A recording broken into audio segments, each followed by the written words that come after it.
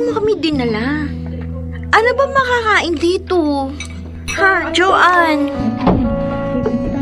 Actually, maganda ang interior ng restaurant na ito.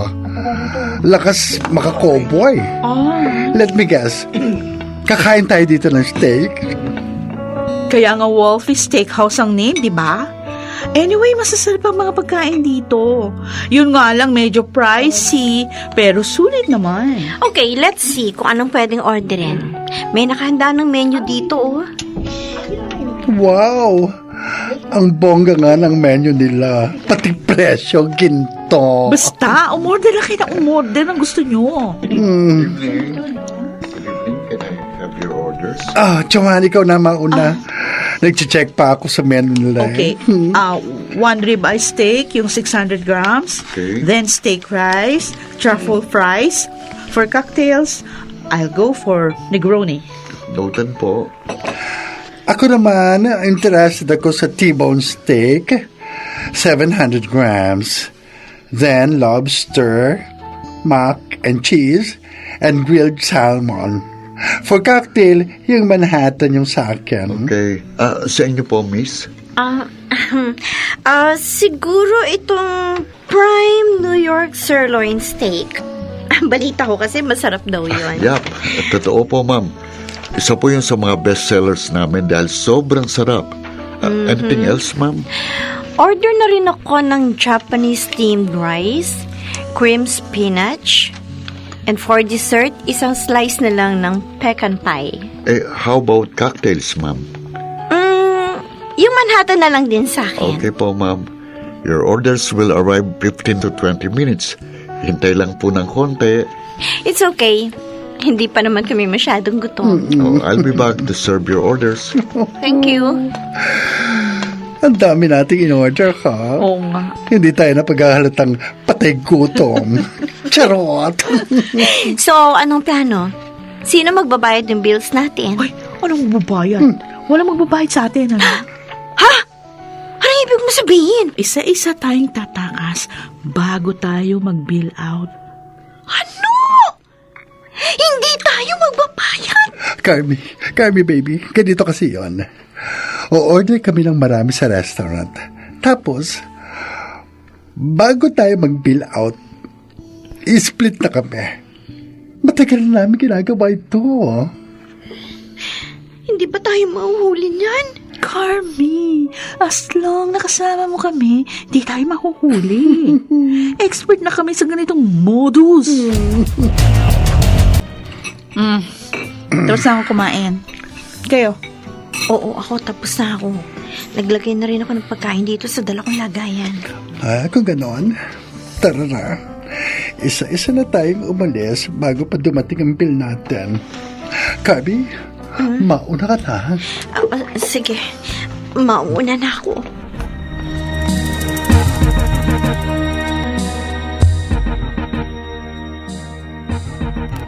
Oh, nasa na yung mga customer namin dito sa table 15? Ba, wala na sila sa paligid?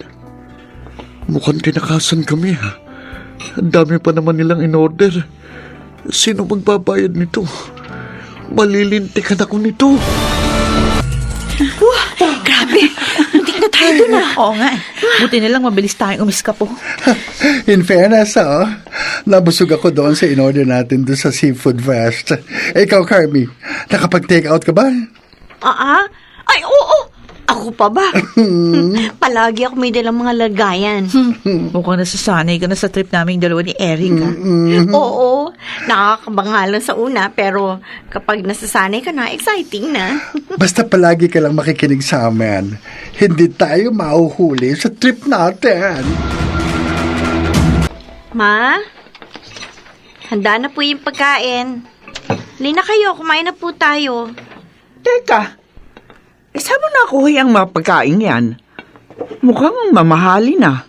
Nag-take out lang po ako sa kinainan naming restaurant kanina.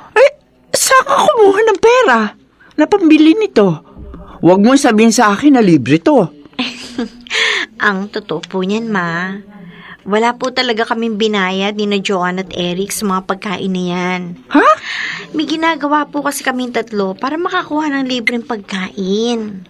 Sama ka na sama sa dalawang yon. Mga bad influence sa mga taong yon. Ma, grabe naman kayo manghusga sa kanila. Hindi yun panghuhusga. Totoo naman talaga na bad influence ang dalawang yun eh. Si Joanne, di ba, ilang beses lang nasangkot sa mga piramideng iskan at istafa. Tapos yung baklang si Eric, hindi ba nakulong na yan dati sa pagnanakaw? Teka, hulaan ko yung ginagawa nyo. O-order kayo ng marami sa mga restaurant, tapos kapag ubos na yung kinakain nyo, tatakas kayo at hindi magbabayad ng bill. Parang ganun na nga po, Ma. Diyos ko, anak. Delikado yung ginagawa nyo. Paano kung matiyempohan na mahuli kayo? Ikaw, Carmi, bago ka lang sa ganyang gawain, kapag nahuli ka, sa palagay mo tutulungan ka ni na Joanne at Eric? Ay malamang hindi. Mas uunahin nilang iligtas ang kanilang mga sarili.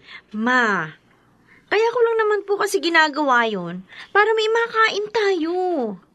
Wala na kasi ako maisip na paraan para makabili tayo ng masasarap na pagkain eh. Hindi ba may trabaho ka naman? Pagsikapan mo! Oo nga, may trabaho ako. Nakakakain naman tayo ng 3 beses sa isang araw gamit yung sweldo ko. Kaso, hindi ko naman afford makabili ng mga mamahaling pagkain. Syempre, iba pa rin yung makakain ka ng ganun. Mas gugustuhin ko na lang kumain ng itlog at tuyo kaysa kumain ng hipon, lobster at California maki. Kung galing naman sa nakaw. Kung ganun, hindi kayo kakain, Ma. Ikaw na lang ang umubos niyan. Ayoko namang mabusog, tapos mamayang konti, babagabagin ako ng konsensya ko. Magluluto na lang ako ng pagkain ko. Eric, Carmi, nakita niyo na ba to? Ang alin? Ito, itong isang post sa kinainan natin noong 1 linggo. Oh my God! Nag-post sila ng CCTV footage habang papasok at paalis tayo ng resto. Ano? Ay, teka, patingin nga ng post nila. Ito, tingnan mo. Buti na lang naka-shades tayo pumasok at umalis ng establishment kaya di tayo makikilala. Kaso, sabi dito sa post, nagsampa na sila ng kaso sa NBI at pinahanap na nila tayo. Carmi, huwag kang matakot. Kami nga ni Joanne, ilang beses na kaming nahuhuli sa CCTV.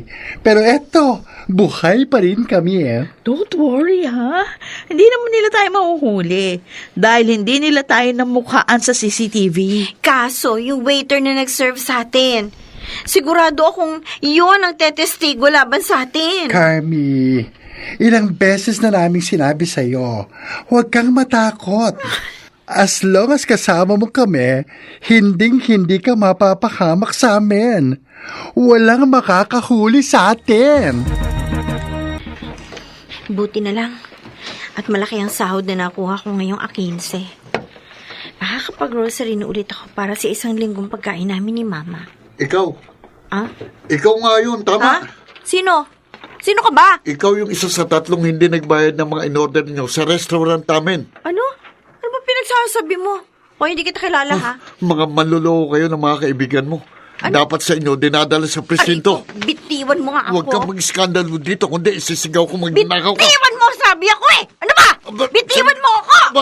Uy, bumalik ka dito! Magnanakaw! Magnanakaw! Buti na lang talaga nakatakas ka rin sa waiter na yon. Pero Eric, Joanne, kinabahan talaga ako sa kanya. Kala ko mahuhuli na ako.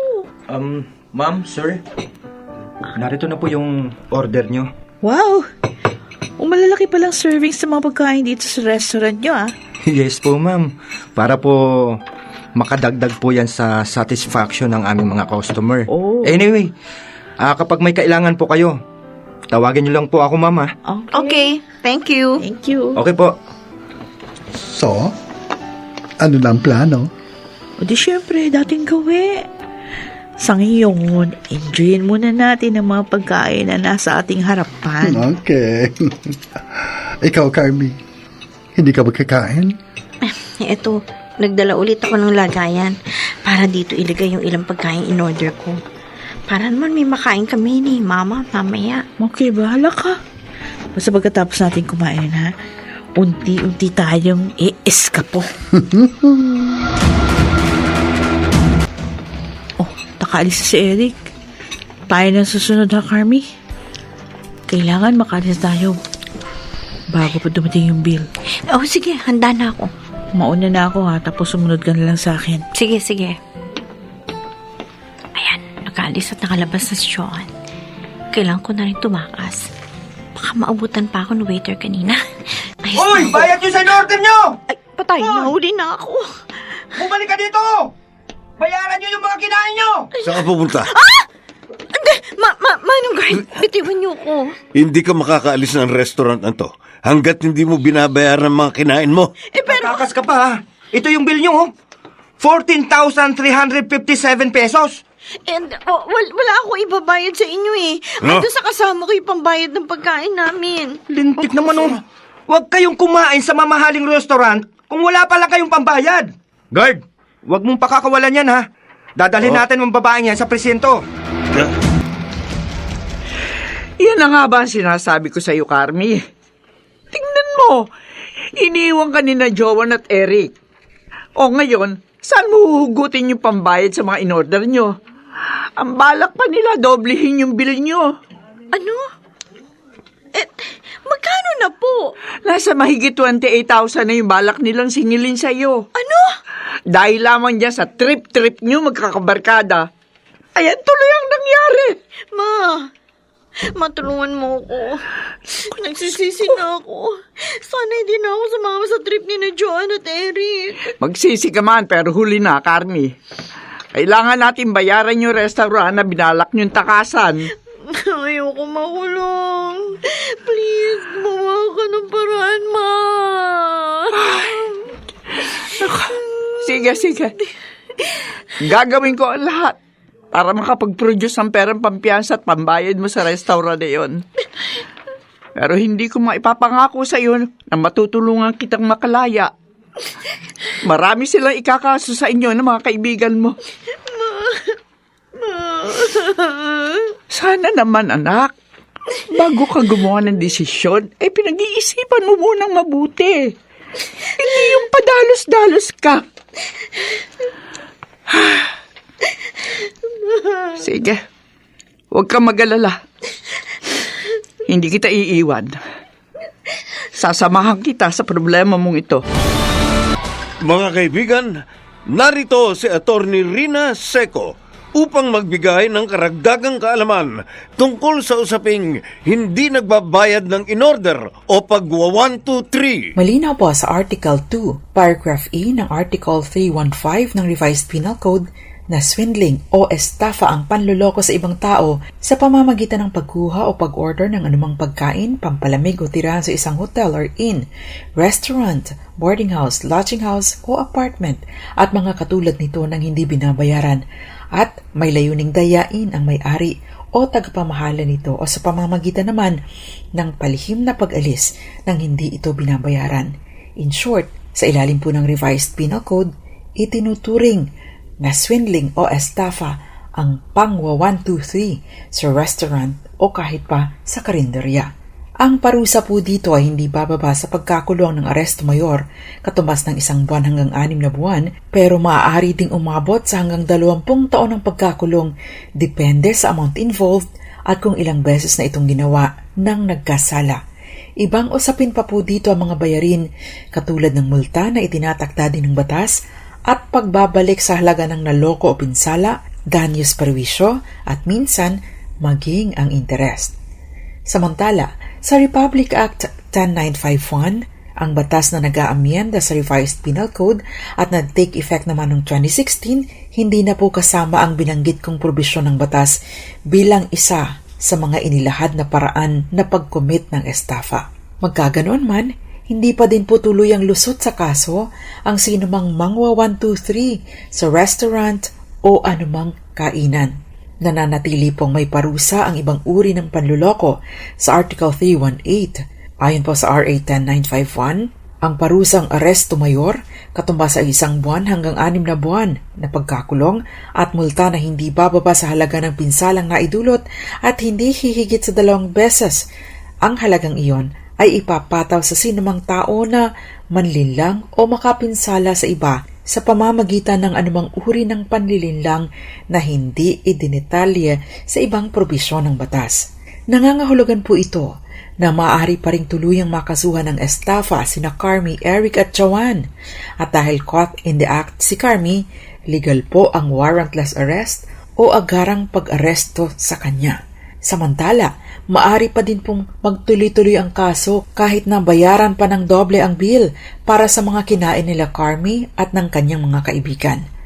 Ayon po sa Korte Suprema sa kasong Nita Capulong versus People of the Philippines, ang pagsisisi, pagsasauli ng pera o pagbabayad ng danyos perwisyo sa naging biktima ay hindi nangangahulugan na absuelto na sa pananagutan ng nagkasala. Ang estafa o swindling ay isang public offense na ginawa laban sa mga mamamayan ng Pilipinas kaya dapat lamang nausigin ng gobyerno sa pamamagitan ng public prosecutor. Kaya naman para sa mga mahihilig gumawa ng kalokohan dahil trip-trip lang, pakaisipin pong mabuti at baka ang pagtitrip ninyo ay krimen na pala at ang maging ending ay trip na sa kulungan na mahirap ng takasan. Ako po ang Panyara ng Bayan, Attorney Rina Seco.